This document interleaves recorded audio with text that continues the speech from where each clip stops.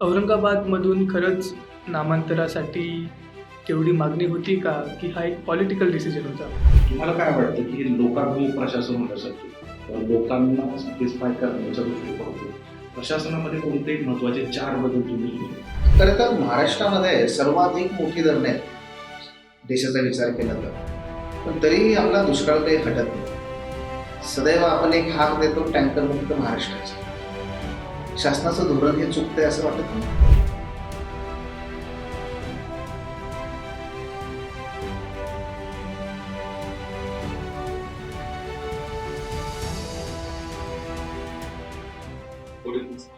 गुढी गुढी.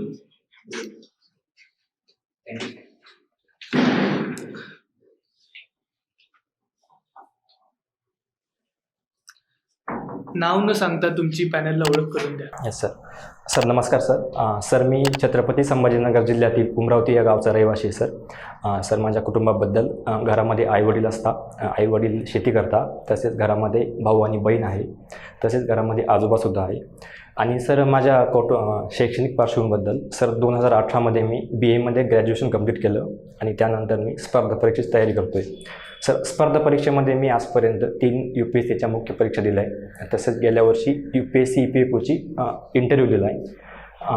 आणि सध्या सर शिक्षणामध्ये मी पुणे युनिव्हर्सिटीमध्ये पॉलिटिकल सायन्समध्ये MA करतो आहे. तसेच सर अलीकडे माझी महाराष्ट्र गव्हर्नमेंटची जी SIAC संस्था आहे जी UPSC तयारी करून घेते त्यामध्ये माझी निवड झाली आहे. त्यासाठी मी पुढच्या येणाऱ्या अटेम्प्टसाठी तयारी करतो आहे. आणि सर हॉबीमध्ये मला स्टँडअप कॉमेडी बघायला आवडतं सर. आई वडील शेती करतात. कुठल्या प्रकारचं पीक सध्या शेतामध्ये तुमच्या घेत आहे? सर सध्या खरीपमध्ये आम्ही कापूस आणि मका लावतो सर. Yes, sir. आणि रबीमध्ये गहू असतो. कापसावरती कुठली रोगराई प्रामुख्याने येते? सर कापसामध्ये बोंडअळीची एक समस्या असते आणि तसेच एक लाल्या रोग नावाचा आजार असतो. तर प्रामुख्याने या 2 समस्या कापसामध्ये दिसून येतात. त्याच्यावरती तुम्ही काय उपाययोजना घेता? सर उपायामध्ये फवारणी, केमिकल फवारणी हाच मेन उपाय सर. केमिकल. ओके. BA तुमचं कुठल्या विषयामध्ये झालं? Political science. तुमचा UPSCला पण तोच ऑप्शनल असेल? बरं. पॉलिटिकल सायन्स निवडण्यामागे काय कारण होतं? सर एक 11वी-12वीपासून माझं आर्ट्स होतं. त्यामुळे पॉलिटिकल सायन्समध्ये थोडी आवड निर्माण झाली होती. म्हणजे इंडियन गव्हर्नमेंट शिकताना त्यामध्ये थोडी आवड आणि तसेच न्यूजपेपर वाचताना इंटरनॅशनल रिलेशनबद्दल सुद्धा कळालं होतं. तर थोडे आवडीची फील्ड वाटली त्यामुळे ते घेण्यामागे हाच एक मुख्य उद्देश होता. अजून पण इंटरनॅशनल रिलेशन फॉलो करता तुम्ही? मला सांगा, सध्या इस्रायल पॅलेस्टाईनमध्ये वाद सुरू आहेत. हमासने हल्ला केला, त्याच्यानंतर इस्रायलने प्रतिहल्ला केला. इस्रायल पॅलेस्टाईनचा वाद आणि इंडिया पाकिस्तान ह्याच्यामध्ये काय साम्यभेद वाटतं तुम्हाला? सर साम्य सांगायचे झाले तर हा एक टेरिटरीचा वाद आहे. हा एक हिस्टॉरिकल वाद आहे. तसेच साम्यामध्ये सर या दोन्ही वादावरती UNने सोल्युशन दिलं आहे. मात्र या दोन्ही वादांमध्ये दोन्ही देशांनी ते सोल्युशन मान्य केलं नाही आहे. हे साम्य वाटतं सर मला. आणि डिफरन्सेसमध्ये सर भारत आणि पाकिस्तान या न्यूक्लिअर कंट्रीज आहे. त्यामुळे त्या डिफेन्सच्या दृष्टीने थोड्या तुल्यबळ आपण समजू शकतो. मात्र पॅलेस्टाईन आणि इस्रायलच्या संघर्षामध्ये पॅलेस्टाईन ही खूप वीक पार्टी आहे. त्या तुलनेमध्ये इस्रायल थोडी स्ट्रॉंग पार्टी आहे. तसेच सर इस्रायल पॅलेस्टाईनच्या बाबतीमध्ये वेस्टर्न कंट्रीज थोडा इस्रायलला जास्त फेवर करतात. मात्र भारत पाकिस्तानच्या बाबतीमध्ये आपल्याला हे आजपर्यंत दिसत नव्हतं. मात्र अलीकडच्या काळामध्ये थोड्या वेस्टर्न कंट्रीज आपल्याला सपोर्ट करण्यास सुरुवात केली. काय कारण आहे वेस्टर्न कंट्रीज आता सपोर्ट करायला लागले आपल्याला? आपल्याकडे कसं सर मेन कारण आपलं इकॉनॉमिक ग्रोथ जी झाली त्यामुळे आपलं स्टेक जगामध्ये वाढला आहे आणि आपण एक मोठी बाजारपेठ म्हणून समोर आलो आहे. तर मला वाटतं हे मुख्य कारण आहे ज्यामुळे वेस्टर्न कंट्रीज आपल्याला सपोर्ट करत आहे. आणि मला वाटतं सर दुसरं जे कारण आहे ते चीनचा फॅक्टर आहे.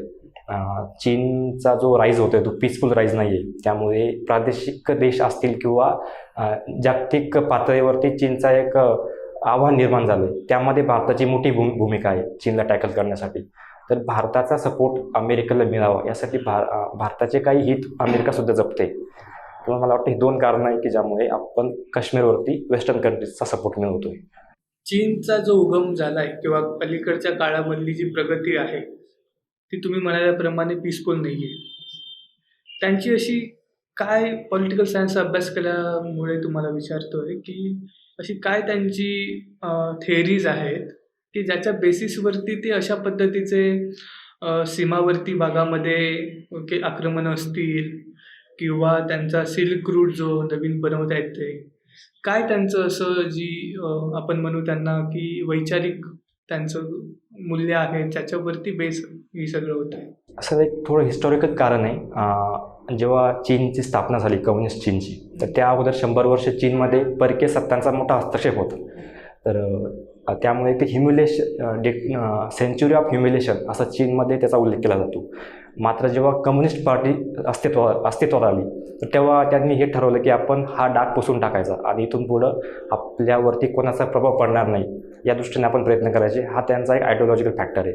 आणि सेकंड सर, जो आपल्या सीमेवरती त्यांचा जो काही दबाव असतो नेहमी, तर मला वाटतं तो भारताचा जो राईज होतोय किंवा भारताला फक्त लोकल लेवललाच कसं लिमिट करता येईल हा चीनचा विचार त्यामागे दिसतोय. पाम अँड डिजिट थेअरीबद्दल वाचले तुम्ही? Palm and digit theory, sorry sir, नाही सर. मिडल किंगडम कॉम्प्लेक्स नावाची एक थेअरी. Yes sir. माहिती आहे तुम्हाला? सॉरी सर, नाही सर. साऊथ चायना सीमध्ये पण चायनाचा प्रभाव आहे आणि तिथे पण ती काही बेटांवरती स्वतःचा अधिकार गाजवण्याचा प्रयत्न करते. या दृष्टिकोनातून भारताने व्हिएतनामसारख्या देशांबरोबर काही करार स्पेशली डिफेन्स दृष्ट्या केलेत. काही माहिती आहे व्हिएतनाम बरोबर भारताचे काय रिलेशन्स आहेत डिफेन्समध्ये? सर, भारताने साऊथ चायनाबद्दलची भूमिका घेतली ती थोडी व्हिएतनामच्या फेवरमध्ये आहे.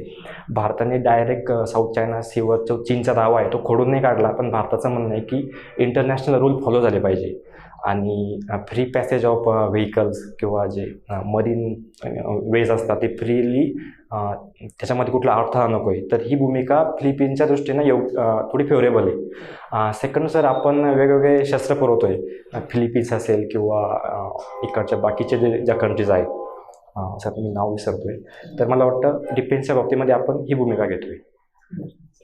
तुम्ही तुमच्या तालुक्याचं नाव काय आहे? उच्चार कसा आहे? तालुका सर फुलंब्री नाव तालुका. Yes sir. काय त्याच्या पाठी मागे हिस्ट्री आहे किंवा त्याचं नाव कसं पडलं आहे? फुलंब्री हे एक फुलमस्त नावाची नदी आहे, त्यावर वसलेलं आहे. तर त्या नदीवरूनच फुलंब्री असं नाव. अच्छा, नदीचं नाव आहे ते. Okay okay. कोणाची उपनदी आहे ही? सर, ती गिरजाची उपनदी आहे आणि गिरजा ही गोदावरीची उपनदी आहे.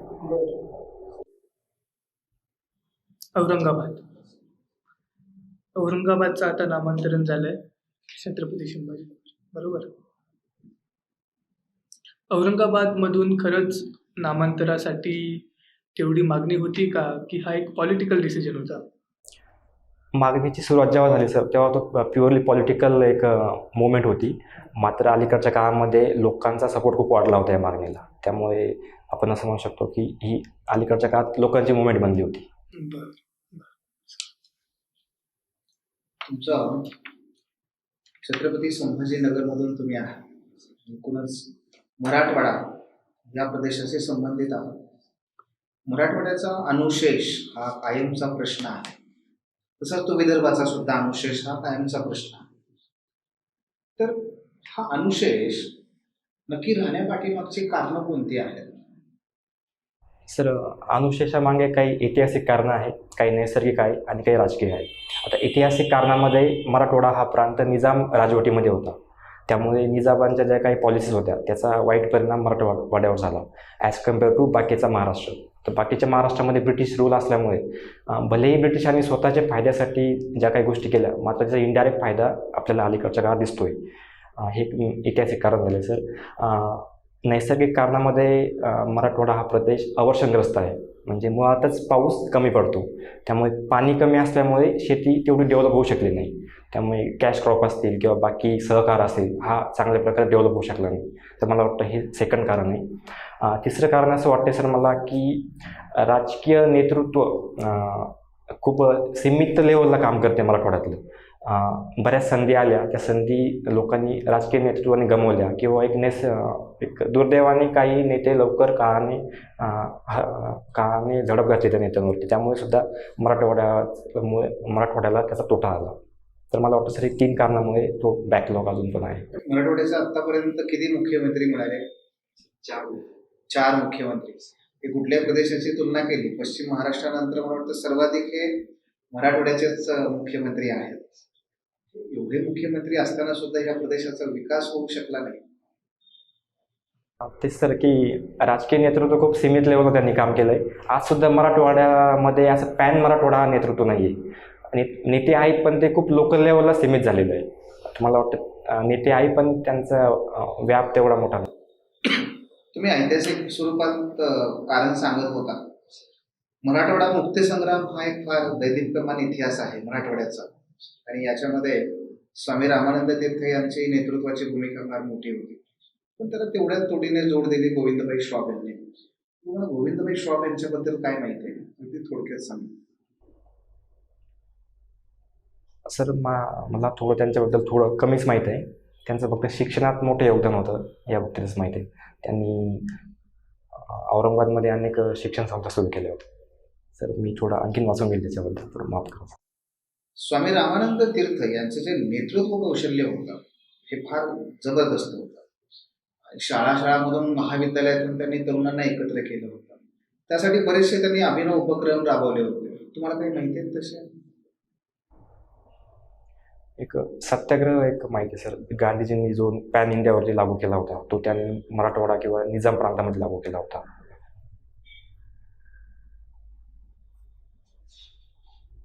वंदे मातरम मुवमेंट त्यांनी सुरू केली होती. त्याचा सुद्धा बराच परिणाम झाला शैक्षणिक मुलांमध्ये. सर, सध्या तरी हे 2 आठवत आहे सर. स्वामी हे त्यांचं मूळ नाव होतं की त्यांना उपाधी देण्यात आली? माफ करा सर, एक्झॅक्ट माहीत नाही. मुक्ती संग्रामामध्ये बऱ्याचशा महिलांचाही सहभाग होता, त्याबद्दल तुम्हाला काही माहिती आहे? सॉरी सर, वाचले नाही. मराठवाड्याचे एक प्रभावी तसे बरेच नामवंत लेखक आहेत, पण नरहर कुरुंदकर हे नाव अग्रणी आहे जर राजकीय स्वरूपात आपण त्याचा विचार केला तर. तुम्ही त्यांचं साहित्य काही वाचलंय? नाही सर. कुठले साहित्यिक तुम्हाला माहिती आहेत? सर, अलीकडेच नादो महानवऱ्यांचं निधन झालंय, तर ते एक मराठवाड्यातले महत्त्वाचे साहित्य. ते मराठवाड्याचे होते? हो सर, संभाजीनगर जिल्ह्याचे होते सर. कुठलं गाव त्यांचं? सोयगाव तालुका, गाव विसरलो सर त्यांचं. काय एखादी कविता सांगता येईल त्यांची? कविता तर नाही सांगता येणार सर, पण ते रानकवी म्हणून प्रसिद्ध होते. फमू शिंदे वगैरे काही माहिती आहे? सर, नाव ऐकलंय. सोनकांबळे सरांचं काही ऐकलं तुम्ही? Sorry sir. मराठवाड्यामध्ये साहित्य संमेलन पण होतात बरेचसे. शेवटचं साहित्य संमेलन कुठं झालं होतं? मराठवाड्याचा हरितवाडा करण्यासाठी म्हणून जायकवाडी प्रकल्पाची घोषणा करण्यात आली. पण जायकवाडी प्रकल्प हा नेहमी वादात असतो. काय काय वाद आहेत त्याच्या भोवतीचे? वाद सर, जायकवाडीला एक सेपरेट पाणलोट क्षेत्र नाही आहे, कॅचमेंट एरिया नाही आहे. त्यामध्ये जे पाणी येतं ते नगर आणि नाशिक एरियामधूनच येतं. त्यामुळे हा एक महत्त्वाचा वाद आहे. त्यामुळे जेव्हा पाण्याचं वाटप करण्याचा इश्यू येतो तेव्हा हा मोठा वाद उफाळून येतो, आणि अलीकडेच तो इश्यू परत वरती आला होता. सेकंड सर, त्याचं जे डिस्ट्रीब्युशन आहे त्याचासुद्धा इश्यू आहे. कॅनल बनवले गेले पण कॅनलचे मेंटेनन्स व्यवस्थित होत नाही, त्यामुळे जास्त लाभ क्षेत्र सिंचनाखाली येऊ शकलं नाही. हा सेकंड इश्यू आहे सर. त्यासोबतच सर, ज्या जॉग्रफीवरती ते धरण बांधलं गेलं आहे ती जॉग्रफी त्या धरणासाठी सूट नव्हती असा सुद्धा आरोप केला जातो. सर, मला वाटतं हे 2-3 मुद्दे जायकवाडी बाबतीत थोडे. तसं बघितलं तर जे उजनी धरण आहे याला सुद्धा पुणे जिल्ह्यातूनच ज्या नद्या वाहतात तिथूनच पाणी मिळतं, आणि त्यामुळे सोलापूरचा बराचसा पर्जन्यछायेचा प्रदेश सिंचनाखाली आणता आला. पण इथे तसा वाद कधी आपल्याला पाहायला मिळत नाही, पुणे विरुद्ध सोलापूर. पण नगर विरुद्ध औरंगाबाद किंवा नाशिक विरुद्ध औरंगाबाद हा वाद मात्र कायम सापडतो. काय कारण आहे या पाठीमागे? सर, यामध्ये उजनी धरण जे भीमा नदीवरती वसलेलं आहे, ते भीमा नदी जिथे जास्त पाऊस पडतो त्या प्रदेशामधनं वाहते. त्यामुळे भीमा नदीमध्ये पाण्याची अशी कमतरता नसते. मात्र गोदावरी ज्या प्रदेशामधनं येते, नगर हा एक अवर्षणग्रस्त जिल्हा म्हणून ओळखला जातो महाराष्ट्रामध्ये. आणि नाशिकला आहे सफिशियंट पाणी, पण तेवढं पुरेसं नाही जे की जायकवाडीला सफिशियंट ठरेल. तर मला वाटतं हे मेन कारण आहे, नॅचरल कारण त्यामागे मोठं कारण. खरं तर महाराष्ट्रामध्ये सर्वाधिक मोठी धरणे आहेत देशाचा विचार केला तर, पण तरीही आपला दुष्काळ काही हटत नाही. सदैव आपण एक हाक देतो टँकर मुक्त महाराष्ट्राचे. शासनाचं धोरण हे चुकतंय असं वाटत नाही? चुकतंय असं तर आपण म्हणू शकत नाही सर, पण कुठेतरी कमी पडत आहे असं मला वाटते. आणि दुसरा विषय राहिला, आपण म्हणतो की धरणं जास्त आहे महाराष्ट्रामध्ये, मात्र आपण याचा विचार करायला हवा की धरणं एका स्पेसिफिक एरियामध्ये कन्सन्ट्रेट झालेलं आहे जिथे जास्त पाऊस पडतोय, कोकण, पश्चिम महाराष्ट्र किंवा पूर्व विदर्भ. मात्र एक मोठा प्रदेश अवर्षणग्रस्त आहे महाराष्ट्राचा, जसं की मराठवाडा किंवा पश्चिम विदर्भ. त्यामुळे एक नॅचरलीच मोठा प्रदेश आपला त्या पावसापासून सुटलेला आहे. तर मला वाटतं ते एक मेजर कारण आहे. मात्र अलीकडच्या काळामध्ये गव्हर्नमेंटने अनेक योजना सुरुवात केली, जेणेकरून इथलचा जो अवर्षणग्रस्त प्रदेश आहे तो कसा दुष्काळमुक्त होईल यासाठी गव्हर्नमेंट प्रयत्न करते. कुठल्या योजना? जसं की सर अलीकडेच कोकणातलं जे अतिरिक्त पाणी आहे 115 TMC, त्याला मंत्रिमंडळाने तत्वतः मंजुरी दिली ते मराठवाड्याकडे वळवण्यासाठी. तर हा एक महत्त्वाचा उपाय आहे sir. Second sir, Marathwada water grid नावाची योजना सुरू केली आहे, ज्याद्वारे 18 धरणं एकमेकांशी जोडले जाणार आहे आणि मराठवाड्याच्या पिण्याच्या पाण्याचा प्रश्न मार्गी लावला जाणार आहे. या सगळ्या प्रयत्नातून तुम्हाला असं वाटत नाही का हे सगळे पर्यावरणाला संहारक असणारे प्रयत्न आहेत? पर्यावरणाची मोठ्या प्रमाणात हानी होणारे प्रयत्न आहेत.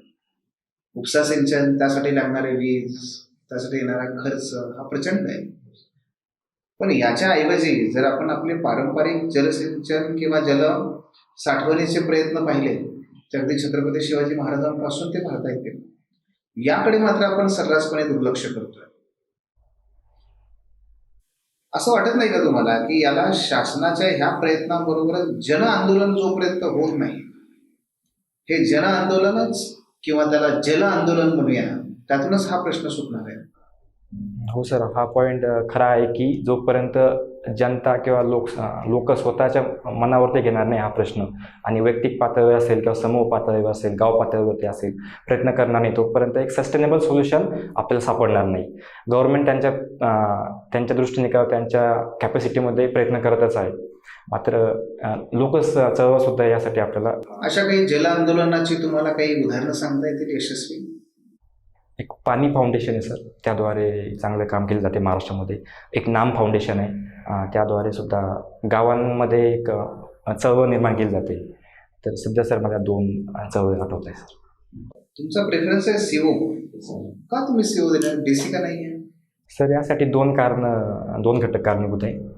एक सर माझं पर्सनल करिअरकडे बघून मी हा निर्णय घेतला आहे, आणि दुसरा सर शहरीकरणाकडे बघून किंवा शहरीकरणाची गती आज महाराष्ट्रामध्ये वाढली, ही 2 कारणं आहे सर. पर्सनल करिअर म्हणजे सर DC खूप सॅच्युरेशन आलं आहे, प्रमोशन खूप स्लो होत आहे. तर मला असं वाटतं की मी त्या सर्व्हिसमध्ये एकाच पदावरती 15 वर्ष काम करू शकेल, पण माझं मोटिवेशन कमी होईल भविष्यामध्ये. त्या कम्पेअरमध्ये CO खूप रेग्युलर प्रमोशन आहे, त्यामुळे मला वाटतं की एक मोटिवेशनसुद्धा राहील मला काम करण्यासाठी. तर सर हे 2 मेजर फॅक्टर राहिले मला. आम्हाला असं वाटतं की तुम्हाला ग्रामीण भागात काम करायचं नाही आहे. सर माफ करा सर, तसा काही विचार नाही माझा, कारण की DC हे पदसुद्धा शहरामध्येच त्यांची पोस्टिंग असते. भलेही त्यांचा विषय महसूल आणि जमीन महसूल म्हणजे ग्रामीण ट्रस्ट असणारा जरी असला, तरी मला वाटतं की एक ल्युक्रेटिव्ह पोस्ट आहे DC, समाजामध्ये प्रतिष्ठा आहे. तरीसुद्धा त्या बाबीकडे लक्ष देता मी थोडा व्यापक मोठ्या लेवलला विचार करून हा निर्णय घेतला आहे सर. तुमचा प्रेफरन्स CO आहे, त्याला धरून औरंगाबाद शहर जे आहे, या शहराच्या समस्या तुम्हाला काय जाणवतं? सर संभाजीनगरमध्ये सध्या पाण्याची समस्या मोठी समस्या आहे सर. एक 6-7 दिवसानंतर पाणी येतं, ॲज कम्पेअर टू पुण्यामध्ये डेली पाणी असतं, तर तो एक मोठा इश्यू सर. सेकंड सर, धुळीचा प्रश्न आहे, रस्त्यावरची धूळ हिवाळ्यामध्ये आणि उन्हाळ्यामध्ये प्रचंड प्रमाणात वाढते, त्यामुळे लोकांना वेगवेगळ्या आजारांचा इश्यू येतो आहे, श्वसनाचा त्रास होतो आहे. थर्ड सर, रस्त्यांचा इश्यू आहे सर. रस्त्यांमधले खड्डे, हा एक मेजर इश्यू आहे. फोर्थ सर, कचऱ्याचा इश्यू होता सर, पण तो अलीकडच्या काळात थोडा सॉल्व्ह झाला आहे. मला वाटतं 2-3 इश्यू महत्त्वाचे इश्यू औरंगाबाद सर. आपलं MA पॉलिटिकल सायन्स आहे, ऑप्शनल देखील पॉलिटिकल सायन्स आहे. एखाद्या देशाला संविधानाची गरज काय असते? सर मग यामागे आपल्याला एक थेरी समजावं लागेल, ती होती सोशल कॉन्ट्रॅक्ट थेरी, ज्यामध्ये आज सांगितलं गेलं की स्टेट ऑफ नेचर होतं, ज्यामध्ये व्यक्ती स्वतंत्र होता, त्याच्यावर कुठलेही बंधन नव्हते. मात्र त्यामध्ये खूप लिमिटेशन्स होत्या, व्यक्ती स्वतःच्या मर्जीप्रमाणे वागायचा. अ, ती लिमिटेशन दूर करण्यासाठी लोकांनी एकत्र येऊन विचार केला की आपण काहीतरी एक कायदा करू किंवा एक सिस्टीम तयार करू, जेणेकरून आपल्याला चांगलं आयुष्य जगता येईल. तर मला वाटतं हे एक मेजर कारण आहे संविधान तयार करण्यामागे, की एक लॉ अँड ऑर्डर स्थापित होईल आणि प्रत्येक व्यक्तीचा हक्क जपला जाईल. आज 25 नोव्हेंबर आहे, उद्या 26 नोव्हेंबर, ज्या दिवशी आपण संविधानाची स्वीकृती केली. आज जवळपास 74 वर्ष होत आहे. पण आपण जर पाहिलं तर न्याय, बंधुता, समता यांसारखी जी तत्व आणि मूल्य आहेत, जी संविधान निर्माण करत्यांनी त्यावेळेस घालून दिलेली होती, ही तत्व आजपर्यंत पूर्णपणे अस्तित्वात का येऊ शकली नाही हे भारतामध्ये काय तुम्हाला विचार? सर मला वाटतं काही प्रमाणामध्ये अस्तित्वात आले आहे. आपण बरीच प्रगती केली आहे, पण मग आपण असं म्हटलं की थोड्या प्रमाणात आली नाही, तर मला वाटतं त्यात भरपूर कारणं आहे. एक कारण एक आपलं लिमिटेशन्स आहे गव्हर्नमेंटकडे, फायनान्शियल लिमिटेशन असतील किंवा इतर लिमिटेशन असतील.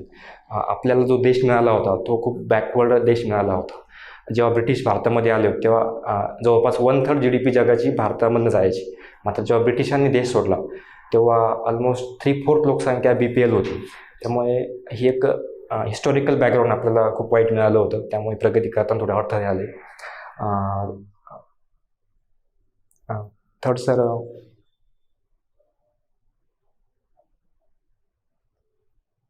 सॉरी सर, सध्या रिकॉल. सध्या जर आपण पाहिलं तर भारतीय समाजामध्ये धार्मिक असहिष्णुता फार वाढताना दिसते. तर एक प्रशासक म्हणून ज्यावेळेस तुम्ही एक प्रशासकीय अधिकारी म्हणून सर्व्हिसमध्ये ही धार्मिक असहिष्णुता कमी करण्याच्या दृष्टिकोनातून तुम्ही कोणती पावलं उचला? सर अधिकारी म्हणून माझं कर्तव्य राहील की प्रत्येकाला समान ट्रीटमेंट मिळावी. जे रूलमध्ये जे अपेक्षित आहे किंवा लॉमध्ये जे अपेक्षित आहे ते फॉलो करण्याचा प्रयत्न करेल मी. माझे व्यक्तिगत जे काही मतमूल्य असतील ते बाजूला ठेवून मी रूलला प्राधान्य देईल, लॉला प्राधान्य देईल. सेकंड सर, एक अवेअरनेस सुद्धा करणं गरजेचं राहील समाजामध्ये ॲज अ प्रशासकीय अधिकारी म्हणून. या अवेअरनेसचा अर्थ हा आहे की जे काही फेक न्यूज किंवा फेक गोष्टी समाजामध्ये पसरवल्या जातात त्या कशा रोखता येईल. आणि तर हा एक सेकंड उपाय मी हे करेल सर. थर्ड सर,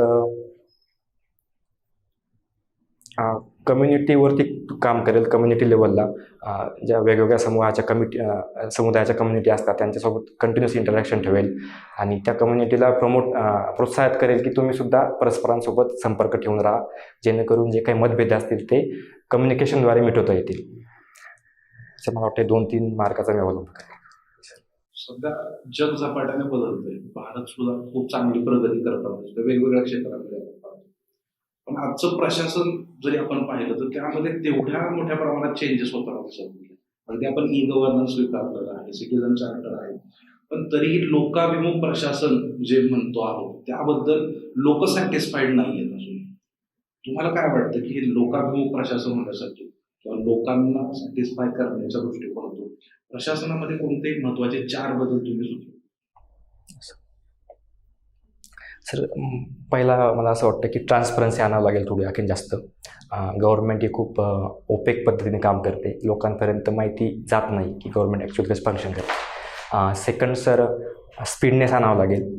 लोकांचे कामं कशी लवकरात लवकर होतील, टेक्नॉलॉजीचा वापर करून असेल किंवा इतर मनुष्यबळांना स्किलिंग करून, तर हा सेकंड उपाय राहील सर. थर्ड सर,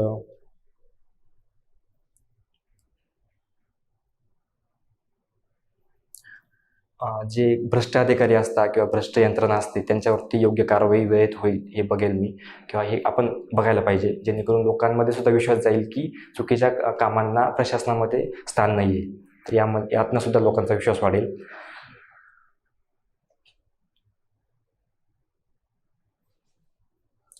सर मला वाटते सध्या 3 आठवत आहे मला सर.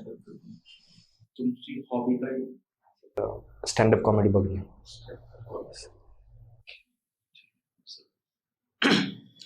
1996चा तुमचा जन्म आहे. काय प्रमुख घटना घडल्या आहेत त्यावेळेस? सर राजकीय लेवलला खूप इन्स्टॅबिलिटी होती भारतामध्ये. एका वर्षामध्ये 2 prime minister, actually 3 prime minister होऊन गेले होते. इकॉनॉमिक लेवलला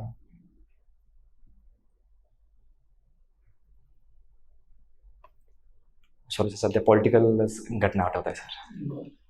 अभिजात भाषा म्हणजे काय?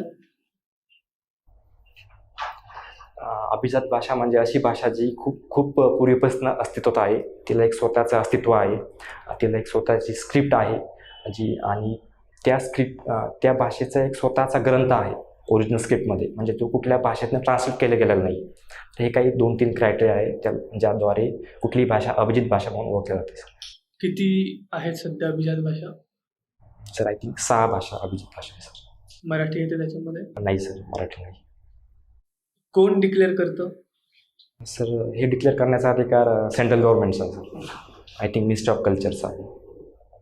ठीक आहे. प्रस्तावित आहे मराठी भाषेसाठी? हो सर, खूप दिवसापासून मागणी आहे की मराठीला अभिजात दर्जा देण्यात यावा. ठीक आहे. कुठली कमिटी होती त्या रिलेटेड? माफ करा सर, रिकॉल होत नाही. ठीक आहे. Wish you all the best. मला सांगा, रॉल्स यांची जी सोशल जस्टिसची कॉन्सेप्ट आहे आणि डॉक्टर बाबासाहेब आंबेडकर यांची सोशल जस्टिसची कॉन्सेप्ट आहे, यात काय साम्य आणि काय फरक आहे? सर आंबेडकर तर सांगता येईल, पण रॉस विसरतो सर मी. थोडी अभ्यास करताना सुद्धा अवघड जायची मला, आणि आज तरी कळत होत नाही. अच्छा, सांगा डॉक्टर बाबासाहेब आंबेडकरांबद्दल सांगा. त्यांनी स्टेटला थोडं इम्पॉर्टन्स दिलं होतं की स्टेटची भूमिका महत्त्वाची राहील सामाजिक न्याय प्रस्थापित करताना. कारण की समाजावरती हे आपण सोडू शकत नाही. समाजाची जी कॅपॅसिटी आहे अन्याय करण्याची ती खूप भयंकर असते. त्या तुलनेमध्ये स्टेट एक लॉफुली वागत असतं, त्यामुळे स्टेटलाच पुढाकार घ्यावा लागणार आहे. मग आपण संविधानामध्ये त्या तरतुदी केल्या आंबेडकरांनी, आरक्षण असेल किंवा DPSP असेल, त्यातनं आपल्याला हे स्पष्ट होतं. Second sir,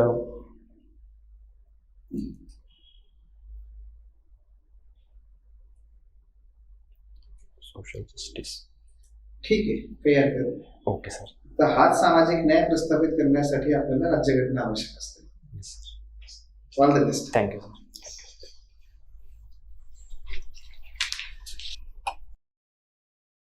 Pramod, eye contact चांगला होता तुमचा. ठीक आहे. तिन्ही पण पॅनल मेंबरकडे बघत होता. लँग्वेज व्यवस्थित होतं. व्हॉइस मॉड्युलेशनबद्दल मला काही प्रॉब्लेम वाटला नाही. पोश्चर पण चांगलं होतं. काही क्वेश्चन्स तुम्ही औरंगाबादमधून येता, त्याच्यामुळे ऑब्व्हियसली विचारलं जाणं, एकतर मराठवाडा, मग मराठवाडा मुक्तीसंग्राम असेल, त्याच्यानंतर औरंगाबादचं नामांतरण जे झालं आहे त्याच्यावरती प्रश्न, त्यानंतर त्याच्या अनुषंगानेच इंडिया आणि भारतचं जे चालू आहे ते पण करून ठेवा. स्वामी रामानंद तीर्थ त्यांच्याबद्दल जास्त तुम्हाला सांगता आलं नाही. ठीक आहे, त्याच्यावरती वाचून घ्या, किंवा ते गोविंदभाई श्रॉफ असतील. अजिंठा वेरूळवरती विचारलं नाही, पण ते युनेस्को हेरिटेज साईट असल्यामुळे त्याच्यावरती पण करून ठेवा, त्याची हिस्ट्री काय आहे. ठीक आहे. अजून एक आहे तिथे, मला वाटतं बियर इंडस्ट्री जास्त आहे औरंगाबादमध्ये, बरोबर, आणि एकीकडे दुष्काळ आणि दुसरीकडे बियरसाठी लागणारं पाणी. तर ते का आहे तसं? ठीक आहे. आणि फक्त मराठवाडा म्हटल्यावरती एकच छत्रपती संभाजीनगर एकच फक्त दिसतं की जिथे डेव्हलपमेंट थोड्या प्रमाणात झाली, बाकी बीड असेल किंवा बाकीच्या नाही झाली आहे. त्याची कारणं काय आहेत?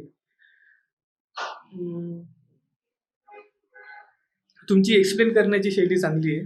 संविधानाबद्दलचा जो प्रश्न विचारला होता त्यावेळेस दिसून आली ती. ठीक आहे. तुम्ही सरांनी प्रश्न विचारले होते ते मला वाटतं साहित्यिक, मराठी साहित्यावरती, तेच तुम्ही सॉरी म्हणालात, पण त्यावेळेस हसलात तर ते थोडंसं टाळलं. हां, तरी म्हणजे सॉरी म्हणताय तुम्ही, तर त्यावेळेस थोडं सिरियसनेस झालं. ठीक आहे. असणं शक्यतो टाळा आणि वाचून घ्या. ठीक आहे. हां, ठीक. बाकी व्यवस्थित आहे, मस्त, म्हणजे काही प्रश्न नाही. प्रमोद पॉझिटिव्ह आहे, अतिशय चांगलं आहे. बॉडी लँग्वेज खूप चांगली आहे. आत्मविश्वास खूप चांगला आहे, कम्युनिकेशन स्किल खूप छान आहे, आवाज आणि शब्द अतिशय स्पष्ट उच्चार आहेत, सगळ्या गोष्टी सांगतात त्या. पण जेव्हा काही प्रश्न सतत कमी म्हणजे उत्तर येत नसली की मग आवाज कमी व्हायला लागतो, बॉडी लँग्वेज मध्ये बदल व्हायला लागतात. ठीक आहे, नाही आले तर नाही आले, काही हरकत नाहीये, पोलाइटली आपण ते नाही म्हणून सांगू शकतो. तसं मराठवाड्याचे आहात तर मराठवाड्याबद्दल अभ्यास करायचा, तसं काही करता येईल. IR बद्दल सरांनी विचारलं तुम्हाला, कसं आहे तुम्ही UPSC सांगाच, कारण का मध्ये गॅप दिसतोय, नाही तर BA नंतर काहीच नाही म्हणल्यानंतर गॅप दिसतोय. UPSC सांगा, अटेंड दिलेलंही सांगा, तयारी करा.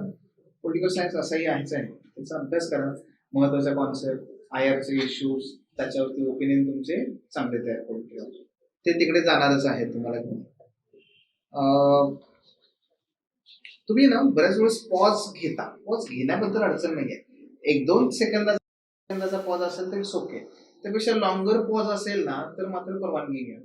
तर ते असं वाटतं की तुम्ही ब्लॉक झालाय, पण तुम्ही खरं तर विचार करत असताय. तर ते एक मात्र त्याच्यामध्ये व्हावं. COच का व्हायचंय नाही का, डेप्युटी कलेक्टर का नको? उत्तर अतिशय स्ट्रेट फॉरवर्ड आहे, योग्य आहे, पण व्हॅरी करू शकतो. पुढचा माणूस कसा येईल त्यानुसार कुठं जर डिप्लोमॅटिक त्यात बोलता आलं तर बरं, मला असं वाटतं. अदरवाईज काही हरकत नाहीये, तुम्ही ज्या आत्मविश्वासाने सांगितलं असू शकतो, प्रत्येकाच्या वैयक्तिक सांगता येऊ शकतो, काही हरकत नाहीये. फक्त काय आहे की त्याला थोडंसं जर डिप्लोमॅटिक बनवता आलं, वर्डिंग फक्त, तर बघा, अदरवाईज काही नाहीये. Y constitution needed, social contract कडे जाण्यापेक्षा जे तुम्ही शेवट होता ना आपला सोशल जस्टिसचा, तशा प्रकारे ती आय थिंक मला वाटतं NCERT मध्ये चॅप्टर आहे एक, वाय कॉन्स्टिट्यूशन निडेड, तो वाचा नक्की, ते आहे. अदरवाईज खूप छान उत्तर आहेत. पॉलिटिकल सायन्स सोडला तर बाकी सगळ्या गोष्टी चांगल्या आहेत. प्रमोद स्पेसिफिकली पॉलिटिकल सायन्सच्या बाबतीत बाकीचं सगळं सरांनी सांगितलं. उत्तर देताना पॉईंट फॉर्म मध्ये थोडंसं सांगितलं, जसं की संविधानाची आवश्यकता, थोडंसं फिरवून सांगू शकतो. 3-4 पॉईंट स्पेसिफिकली आपण सांगितले, तुम्ही त्याची थेअरी देखील सांगितली, ही चांगली बाब आहे. त्यानंतर येणाऱ्या ज्या काही ज्या गोष्टी आहेत तर 1 ते 2च रिझल्ट तुम्ही सांगितले. बऱ्याचदा असं होतं की 4-5 गोष्टी सांगितल्यानंतर असं पण होतं की थोडा कॉन्फिडन्स डाऊन होतो. 3 हे दिल्यानंतर पण स्पेसिफिक 3 माहिती आहे तर 3 सांगा, त्यानंतर मग सांगू शकता तुम्ही, पण असं डाऊन होऊ नका एखादं नाही आठवलं तर. बाकी सगळं छान आहे तुमचं, म्हणजे फ्लुएन्सी चांगली आहे, नॉलेज बेस खूप चांगला आहे, विषयाचं सुद्धा तुम्हाला पॉलिटिकल सायन्स असल्यामुळं ते चांगलंच वाटतं सगळं. बाकी ठीकच आहे. The officer your personal mentor चॅनलच्या नवनवीन अपडेट्ससाठी चॅनलला लाईक, सबस्क्राईब आणि शेअर करा. थँक्यू.